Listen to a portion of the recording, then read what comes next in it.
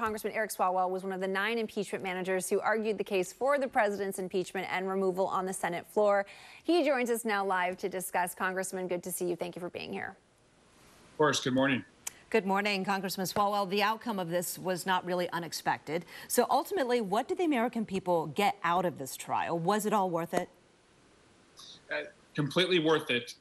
It's to show that a president will be held accountable until the last second that they're in office, and we will never give a president a January exception where you could commit crimes and then not be held accountable afterwards. But also, I think the country needed to see just what our president incited among our citizens to attack our Capitol. And the fact that 7 Republicans broke ranks shows that this was a bipartisan, the largest bipartisan impeachment vote ever. I think that's going to be vindicated in history. So, Congressman, walk us through this decision to forgo witnesses. What happened there, and were you in agreement? Do you also think that that was the right decision? I do. Right when we rested the evidentiary case, we learned that a member of Congress had new information about the timeline as to what the president knew. And so the next morning, we wanted to call her as a witness. We felt like we had enough evidence already. It was powerful. It was overwhelming. It was uncontradicted. But we wanted to get this member of Congress's testimony that the president knew the threat to Vice President Pence into the record. Ultimately, the defense counsel agreed to just have her statement put into the record, and that avoided delaying the trial longer. I will say Mitch McConnell, that last day of the trial, issued a statement in the morning that he thought the whole process was illegitimate and that he was going to vote to acquit.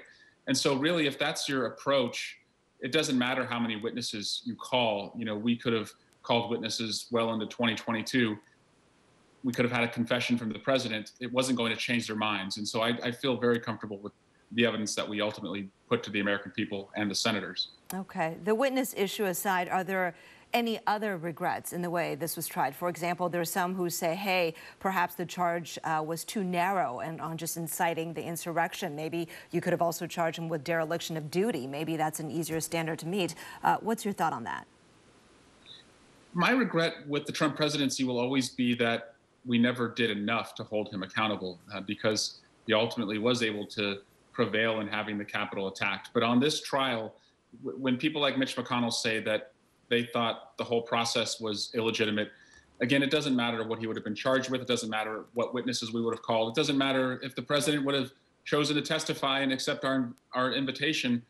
These folks were determined to not convict. So we didn't need more witnesses. We needed more courage. So then what's next? You said you regret not doing more. What other ways are there to hold former President Trump accountable and to potentially prevent him from running for office again if that is your goal? Is there anything more that Congress can do? We're in a really fragile period for our democracy. And while Joe Biden and Kamala Harris won in November, we have the Senate, but it's just, it's an even Senate right now. The House is just a number of votes that we have ahead of Republicans. It's very fragile. And so to make sure that someone like Donald Trump does not incite further attacks on our democracy or just on life and people, I do think we need to really investigate and go after white nationalism, terrorism, just as we did after September 11, to make sure that we root those threats to life and democracy out. But there's other tasks ahead, like COVID relief, like our infrastructure needs.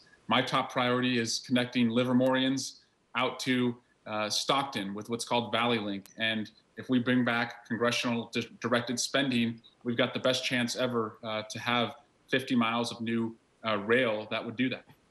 You're already talking about moving forward, and certainly some of that is in the Biden agenda.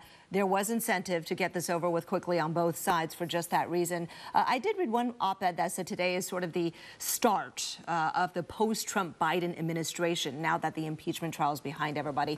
Do you agree? And also, do you think that you can actually work together in a bipartisan fashion, whether it's on the highway project, any of your other priorities, or, what the Biden stimulus bill is looking at? We have to. Too many restaurants, especially in the Bay Area, are counting on us to provide relief. I quoted Churchill at the trial that as it relates to Donald Trump and accountability, this is not the end. It's not even the beginning of the end, but we may now be at the end of the beginning. And I think he's going to spend a lot of days in criminal and civil courtrooms. and we have to just move on to make sure no one does what he did again.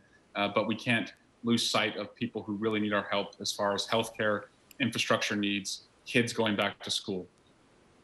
All right, Congressman Eric Swalwell, thank you so much for joining us. Hopefully you can now get some sleep after what's been a very busy few weeks. Yes, thank you. Take care.